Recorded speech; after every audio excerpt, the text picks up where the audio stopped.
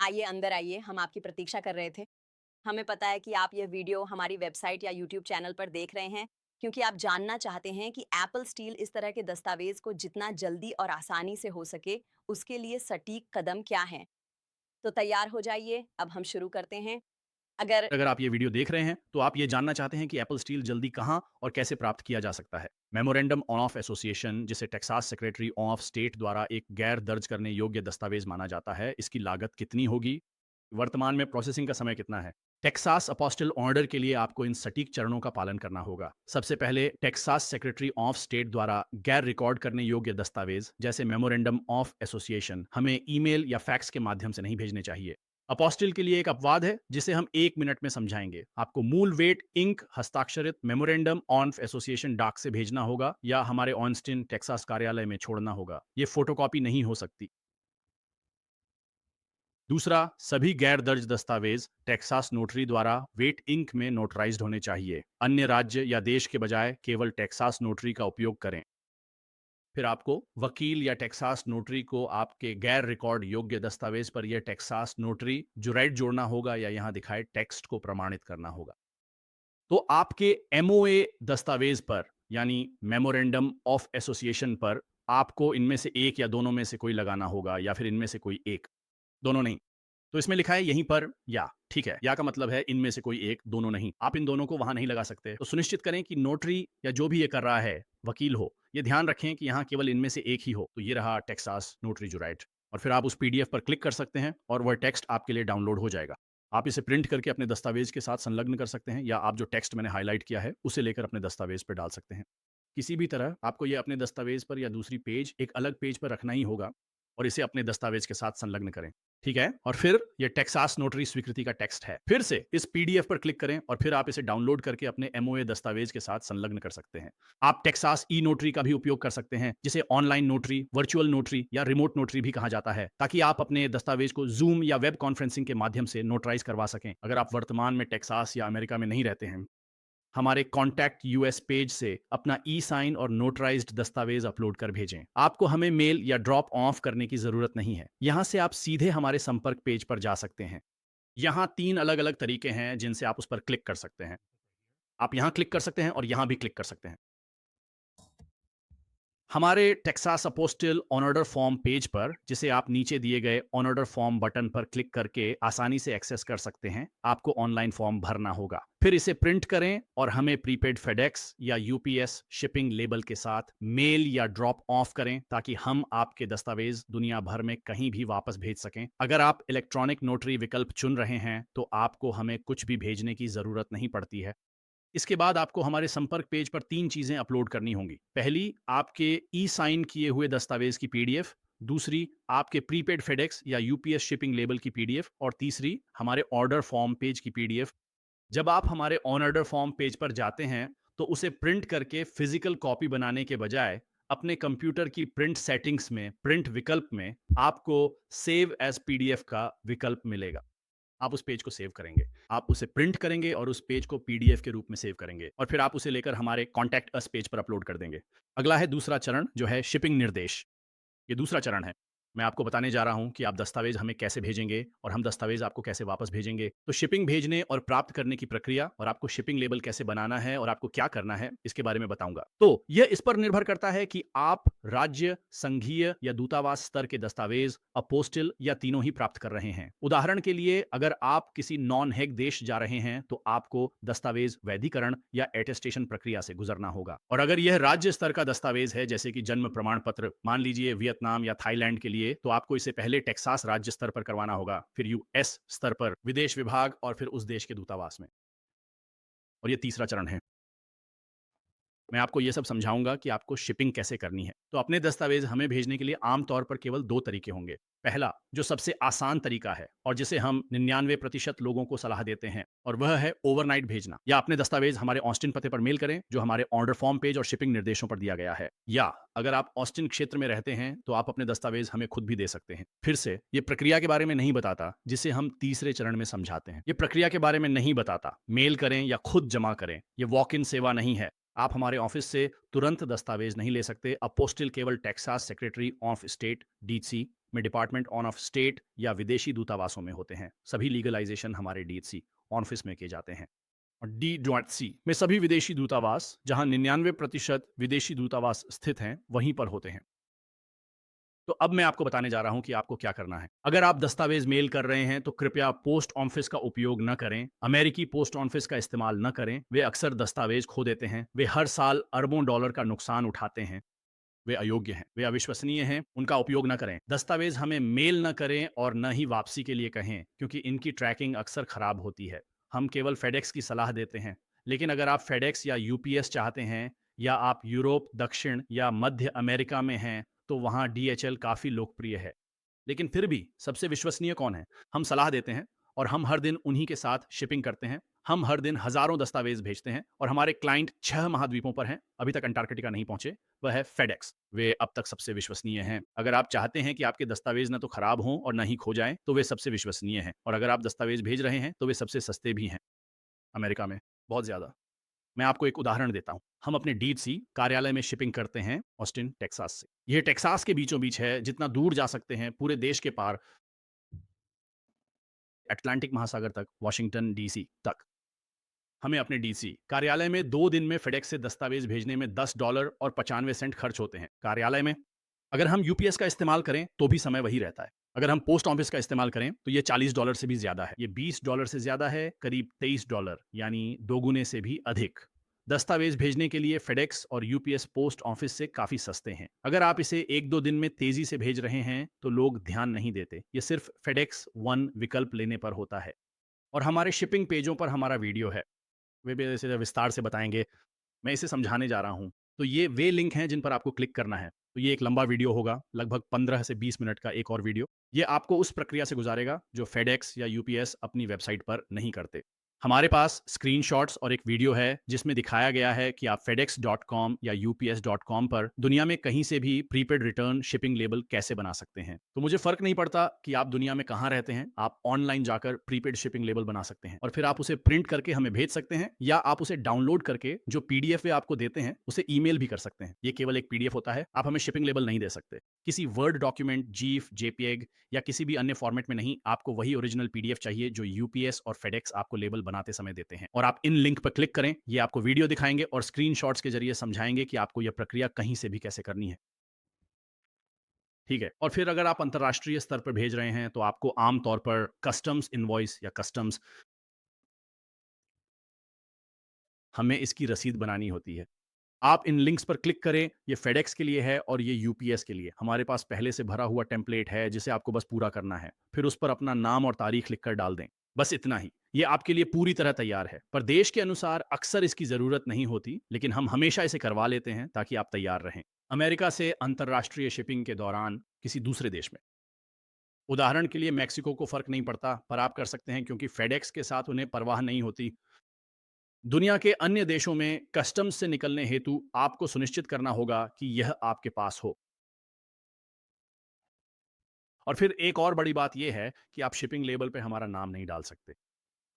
मैं फिर से दोहराता हूं, आप हमारे नाम, फोन नंबर, पता, इनमें से कोई भी जानकारी अपने शिपिंग पर कहीं भी नहीं डाल सकते जब हम इसे आपको वापस भेज रहे हों। ये आपके लिए शिपिंग की बात हो रही है, तो हमने आपके दस्तावेज का अपोस्टिल कर दिया है और अब आप चाहते हैं कि यह आपको वापस भेजा जाए, या किसी लॉ फर्म को, या किसी दूसरे देश में, या किसी दोस्त, परिवार के सदस्य, सहकर्मी, कंपनी या सरकारी संस्था को, जहां भी आप चाहें कि हम भेजें। आप एक प्रीपेड शिपिंग लेबल बना रहे हैं, ठीक है। आप ही आयातक हैं और आप ही शिपर हैं, तो आप उस पर हमारा नाम नहीं डाल सकते, क्योंकि अगर ये कस्टम्स से होकर जाता है तो हमें उसका बिल आ जाएगा, और हमें वाकई उसका बिल आता है सैकड़ों डॉलर का। वो हमारा नहीं है, ना होना चाहिए। इसलिए अगर आपने उस पर हमारा नाम डाला तो हम आपके दस्तावेज वापस नहीं भेजेंगे, ठीक है। इसे ऐसे सोचिए जैसे आप किसी को लिफाफा भेज रहे हैं और ऊपर बाईं ओर पता लिखते हैं। संयुक्त राज्य अमेरिका में आप प्रेषक का पता ऊपर डालते हैं। मतलब अगर जिस पते पर आप भेज रहे हैं वह गलत है, जहां डाकघर डिलीवर नहीं कर सकता, तो वे डाक आपको वापस लौटा देंगे। यही हम आपसे मांग रहे हैं। आप उस पर हमारा पता नहीं डाल सकते। आपको कोई भी पता डालना होगा, चाहे कोई भी हो। आप दोस्त, परिवार, सहकर्मी या बिजनेस का पता डाल सकते हैं। इससे फर्क नहीं पड़ता। आप हमारी जानकारी उस पर नहीं डाल सकते, बस अपनी जानकारी डाल सकते हैं। लोग ऐसा ही करते हैं। आप अपना पता भेजने वाले और पाने वाले की जगह डाल सकते हैं, जैसे इसे यूरोप वापस भेजना हो। अमेरिका में किसी दोस्त या रिश्तेदार का पता बस आप इस्तेमाल कर सकते हैं। फिर से, ये केवल तभी है जब आपकी डाक आपको वापस लौटाई जाती है। उन्हें वापसी के लिए एक पता चाहिए। अगर यह कस्टम्स से जाता है तो उनके पास पता होना चाहिए ताकि वे बिल भेज सकें। इससे फ़र्क नहीं पड़ता, बस आप हमारा पता नहीं दे सकते। ये बहुत आसान है और फिर से इन दोनों में आप इस पे क्लिक करें, हम बताएँगे कि इसका क्या मतलब है और इसे कैसे करना है। फेडेक्स या यूपीएस पर ऑनलाइन पहुँचने पर, तो वे पूछेंगे कि आप इसे कहाँ से भेज रहे हैं। आप वहाँ हमारा पता या फ़ोन नंबर नहीं डाल सकते। ये बहुत ही आसान है। लोग रोज़ करते हैं, कहते हैं हम नहीं कर सकते। हाँ, कर सकते हैं, बस सही से नहीं कर रहे। बस हमारे निर्देशों का पालन करें। फेडेक्स या यूपीएस स्टोर ना जाएँ क्योंकि अक्सर उन्हें खुद जानकारी नहीं होती। आप इसे बस ऑनलाइन ही सीधे तौर पर कर सकते हैं। हम हर दिन दुनिया के हर देश से ये काम करवाते हैं। आप ऑनलाइन लेबल बना सकते हैं, हमारे पते का उपयोग किए बिना। क्योंकि फिर से आप ऑनलाइन लेबल बना रहे हैं और आप ही इसके लिए भुगतान कर रहे हैं। हम नहीं। हम तो बस आपके लिए फेडेक्स, यूपीएस या डीएचएल में इसे जमा करवा रहे हैं।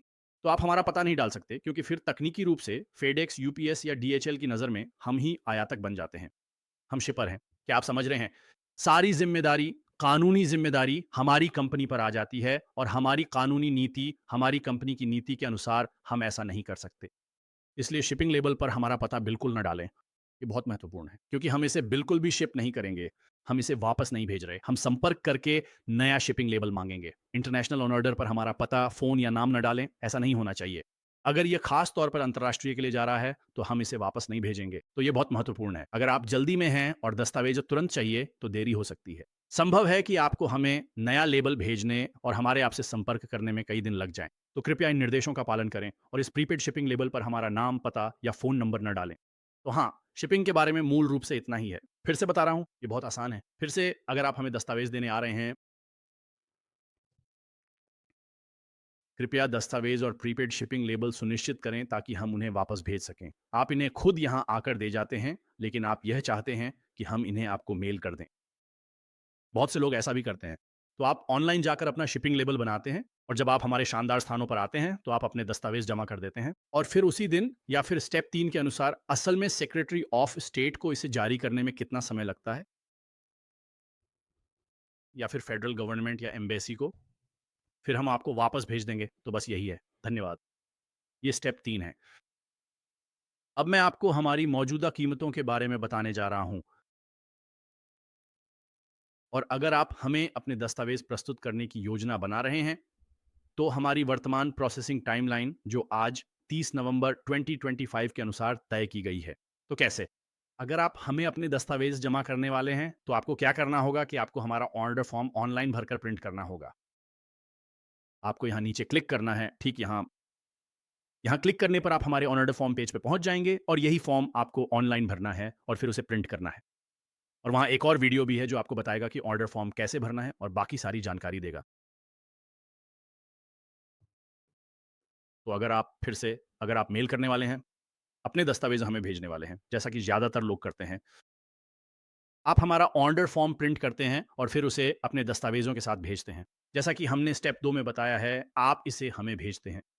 दस्तावेज़ खुद आकर देने से प्रक्रिया तेज़ नहीं होती है। अगर आप हमारे ऑस्टिन ऑफ़िस में दस्तावेज़ जमा करने जा रहे हैं, जो हमारा एकमात्र स्थान है, ना ही ह्यूस्टन, ना ही डल्लास, सिर्फ़ हमारा ऑस्टिन ऑफ़िस, तो आप वहाँ अपने दस्तावेज़ जमा कर सकते हैं। अगर आप ऑस्टिन क्षेत्र में रहते हैं, तो आपको हमारा ऑर्डर फॉर्म प्रिंट करना होगा और उसे अपने दस्तावेज़ों के साथ लाना होगा। अब हमारे कट ऑन ऑफ टाइम्स को समझते हैं। सेम डे सर्विस का अर्थ है कि आपके कानूनी दस्तावेज टेक्सास सेक्रेटरी ऑफ स्टेट के पास उसी दिन फाइल होंगे यदि हमें दस्तावेज दोपहर 12 बजे सीएसटी सोमवार से शुक्रवार तक मिल जाएं, जिसमें संघीय या राज्य अवकाश शामिल नहीं है। तो जब भी सेक्रेटरी ऑफ स्टेट का दफ्तर खुला होता है और वे सिर्फ संघीय और राज्य अवकाशों से ज्यादा दिनों के लिए बंद रहते हैं, जैसे इस साल 4 जुलाई के लिए, वे 4 जुलाई के बाद वाले सोमवार को भी बंद थे। वो कोई संघीय अवकाश नहीं था। और इस हफ्ते थैंक्स गिविंग से पहले बुधवार को भी वे बंद थे और वह भी कोई संघीय अवकाश नहीं था। या ब्लैक फ्राइडे को भी वे बंद रहते हैं। ये कोई सरकारी छुट्टी नहीं है, पर वे बंद हैं। इस हफ्ते वे 3 दिन बंद हैं और क्रिसमस पर भी 3 दिन बंद रहेंगे। उन्होंने क्रिसमस ईव से 1 दिन पहले की घोषणा कर दी है और यह कोई संघीय अवकाश नहीं है। तो जब भी वे बंद होने पर हम आपके दस्तावेज नहीं भर पाएंगे, कृपया ध्यान दें। तो टर्न अराउंड समय का ध्यान रखें क्योंकि कोई भी कंपनी आपके दस्तावेज दाखिल नहीं कर सकती जब तक सेक्रेटरी ऑफ स्टेट खुला ना हो। तो मैं बस इस बारे में स्पष्ट होना चाहता हूं। अगर हमें आपके दस्तावेज सोमवार से शुक्रवार दोपहर 12 बजे सीएसटी तक मिल जाते हैं, तो हम गारंटी देते हैं कि हम उन्हें टेक्सास राज्य में दाखिल कर देंगे। फिर उनके टर्न अराउंड समय के अनुसार वे बदलते रहते हैं। ये हमारे हाथ में नहीं है, कोई भी प्रोसेसिंग की रफ्तार को नियंत्रित नहीं कर सकता। अभी के लिए और हम इसे हर महीने बदलते हैं, जैसे कि अभी कुछ घंटों में ये दिसंबर 2025 में बदल जाएगा। तो अगर आप यह वीडियो भविष्य में 2026 या 2037 में देख रहे हैं, तो वीडियो में जो दिख रहा है, उसे भूल जाइए। इस पेज पर लिखा समय ही सेक्रेटरी ऑफ स्टेट के लिए लागू वर्तमान टर्न अराउंड टाइम है। मैं इसे उदाहरणों के साथ समझाऊंगा। नवंबर 2025 में सेक्रेटरी ऑफ स्टेट को दस्तावेजों पर अपोस्टिल जारी करने में 0 से 2 कार्य दिवस लगते हैं। और मैं समझाऊंगा कि शून्य दिन का क्या मतलब है। ठीक है, तो हम यहाँ कुछ परिदृश्य देते हैं। अगर हमें आपका कागजात मेल या ड्रॉप ऑन ऑफ के जरिए दोपहर 12 बजे तक मिल जाता है, तो हम आपके दस्तावेज फाइल कर देंगे। फिर यह संभव है, जरूरी नहीं कि हमेशा हो कि सेक्रेटरी ऑफ स्टेट उसी दिन आपका अपोस्टल जारी कर दे। तो उसी दिन का मतलब है शून्य, यानी हम आपका दस्तावेज उसी दिन दोपहर से पहले या दोपहर तक प्राप्त कर लेंगे। हम उसे उसी दिन फाइल करेंगे और संभव है कि वे उसी दिन उसे जारी कर दें और हम उसी दिन आपको वापस मेल कर देंगे। यही शून्य दिन है। या फिर हमारे फाइल करने के बाद उन्हें आपके लिए जारी करने में 2 कार्य दिवस तक भी लग सकते हैं। ठीक है? तो मैं यहाँ हमारे उदाहरण समझाने जा रहा हूँ। तो परिदृश्य 1 में हमें आपके दस्तावेज सोमवार को हमारे दोपहर के केंद्रीय मानक समय की कट ऑन ऑफ टाइम से पहले या उसी समय तक मिल जाते हैं और फिर हम उसे उसी दिन फाइल कर देते हैं। सेक्रेटरी ऑफ स्टेट आपके दस्तावेजों पर उसी दिन अपोस्टिल जारी कर सकते हैं, जो कि शून्य दिन है। अगले कार्य दिवस में भी वे ये कर सकते हैं, जो 1 दिन या 2 कार्य दिवस हो सकता है। तो सबसे खराब स्थिति में आपको ये बुधवार को मिलेगा और आपके पास वापस भेज दिया जाएगा। तो ये आपका सबसे अच्छा स्थिति है। अगर हमें आपका दस्तावेज 12 बजे तक मिल जाता है, ठीक है। दूसरा उदाहरण ये है कि अगर हमें आपका दस्तावेज दोपहर के बाद केंद्रीय समयानुसार मिलता है, तो अगर आप हमें यह भेजते हैं और हमें यह 2-3 बजे दोपहर में यूपीएस, फेडेक्स या डीएचएल से मिलता है, या आप इसे हमारे ऑफिस में 2, 3, 4 या 4:55 बजे छोड़ते हैं, हमारे पास लोग होते हैं जो ठीक 5 बजे से पहले भी सोमवार को दस्तावेज छोड़ जाते हैं। हम इसे अगले दिन ही फाइल कर सकते हैं। हम इसे अगले कार्य दिवस में फाइल करेंगे और फिर वे उसी दिन इसे जारी भी कर सकते हैं। ये शून्य दिन हुआ। वे इसे अगले कार्य दिवस में, यानी 1 दिन या 2 कार्य दिवसों में भी जारी कर सकते हैं। तो सबसे खराब स्थिति में हम इसे गुरुवार को उठाकर आपको वापस भेज सकते हैं। तो फिर से दोनों स्थितियों में अगर हमें आपका दस्तावेज सोमवार को मिलता है, चाहे दोपहर से पहले या बाद में, यह बुधवार या गुरुवार को होगा। तो फिर से सबसे खराब स्थिति में, जब तक कोई ज़ॉम्बी प्रलय, ओआरसी विद्रोह या एलियन आक्रमण न हो, अगर आप इसे सोमवार को करते हैं, तो ये गुरुवार को आपको वापस भेज दिया जाएगा। सबसे खराब और सबसे अच्छी स्थिति में भी इसे सोमवार को ही आपको वापस भेजा जा सकता है। तो बस इसे एक बार फिर से समझ लेते हैं। मैं इस बात पर जोर देना चाहता हूँ, अगर आप हमारे ऑस्टिन स्थित मुख्य कार्यालय में आकर दस्तावेज जमा करते हैं, तो यह प्रक्रिया को तेज नहीं करता, जितना कि डाक से भेजने पर होता है। इससे कोई फर्क नहीं पड़ता कि हमें ये ड्रॉप ऑफ से मिले या मेल से, प्रोसेसिंग समय उतना ही रहेगा। बहुत से लोग हमारी वेबसाइट नहीं पढ़ते और यह सोच कर आते हैं कि उनका काम उसी दिन हो जाएगा, और यह संभव नहीं है, क्योंकि ये विदेश मंत्री का मामला है। ये उन पर निर्भर करता है। वे तय करेंगे कि इसे उसी दिन जारी किया जाएगा, अगले दिन जारी किया जाएगा या 2 दिन बाद जारी किया जाएगा। तो कृपया, अगर आप ऑस्टिन में नहीं रहते, तो प्रक्रिया तेज नहीं होती। बस अपने दस्तावेज हमें रातों रात भेज दें, जैसा दूसरे चरण में बताया गया है। ये कीमतें आज की तारीख के अनुसार हैं और 2026 या 27 में बदल सकती हैं, जब भी आप ये वीडियो देख रहे हों। लेकिन इस वीडियो की जानकारी पर पूरी तरह भरोसा मत कीजिए। यहाँ जो लिखा है उसी के अनुसार चलें। यहाँ जो भी लिखा है, ठीक यहीं इस समय जो भी लिखा है, वही वर्तमान कीमत है। तो पहले दस्तावेज के लिए, अगर आपको एक दस्तावेज को सेक्रेटरी ऑफ स्टेट से अपोस्टिल करवाना है, तो इसकी कीमत $95 है और इसमें सभी फाइलिंग शुल्क शामिल हैं। तो आपको हमें कोई चेक या मनी ऑर्डर या कैशियर का चेक नहीं भेजना है। आपको राज्य फाइलिंग शुल्क के लिए हमें पैसे नहीं भेजने हैं और आपको कागजी कार्रवाई भी नहीं करनी है। आप हमें राज्य का फॉर्म नहीं भेजते हैं। हमारे पास अपने फॉर्म हैं और हम फाइलिंग शुल्क का भुगतान करते हैं। तो ये सिर्फ $95 है, बस इतना ही। कोई टैक्स नहीं है। ये सिर्फ $95 फिक्स है, बस इतना ही देना है। एक से अधिक दस्तावेजों पर इसमें छूट मिलती है और ये आपके लिए एक आसान सा चार्ट है। एक के $95 हैं और 2 अपोस्टिल के लिए। एक साथ लेने पर 2 के लिए $170, 3 के लिए $245 और इसी तरह आगे। ये हमारी मौजूदा कीमतें हैं। किसी भी अतिरिक्त दस्तावेज के लिए $75 प्रति कॉपी लगेंगे। जब आप ऑर्डर के लिए तैयार हों, तो बस इस बटन पर क्लिक करें और ये आपको हमारे ऑन ऑर्डर फॉर्म पर ले जाएगा। ये केवल टेक्सास अपोस्टिल के लिए है। ये संघीय मूल्य निर्धारण या कॉर्पोरेट मूल्य निर्धारण के लिए नहीं है, न ही टेक्सास कॉर्पोरेट दस्तावेजों के अपोस्टिल के लिए या दूतावास शुल्क के लिए। यह विशेष रूप से केवल टेक्सास, सेक्रेटरी ऑफ स्टेट और टेक्सास दस्तावेजों के लिए है। इसलिए टेक्सास के नोटरी द्वारा प्रमाणित दस्तावेज या टेक्सास की किसी संस्था, शहर, राज्य, काउंटी या राज्य सरकार द्वारा जारी किए गए दस्तावेज जैसे टेक्सास का जन्म प्रमाण पत्र, मृत्यु प्रमाण पत्र, विवाह लाइसेंस, तलाक का आदेश, आपराधिक record, check, driving licence, power on off attorney आदि। तो ये तीसरा चरण है। धन्यवाद।